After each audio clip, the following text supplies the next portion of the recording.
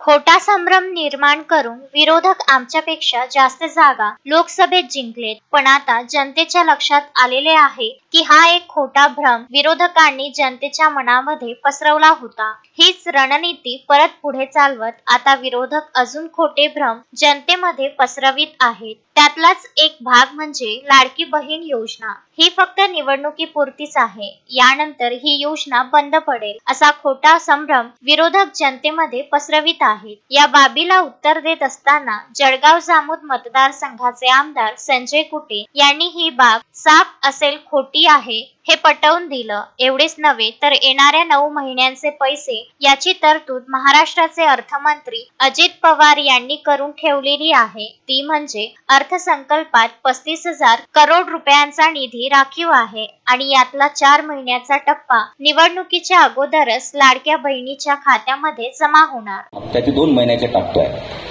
की 3,000 रुपये, म्हणजे एका कुटुंबामध्ये 6,000 रुपये आपण त्याच्यामध्ये जमा करतोय। आणि ऑक्टोबरमध्ये निवडणुका असल्यामध्ये सप्टेंबरमध्येच आपण ऑक्टोबरचे पैसे टाकतोय। त्यामुळे सप्टेंबरच्या 18 तारखेला पुन्हा 3,000 आपण टाकतोय। मग आता विरोधक म्हणतात यांच्यावर पैसा नाही, मग मध्ये काहीतरी आता आपले ते काँग्रेसच्या घरातली का असे ना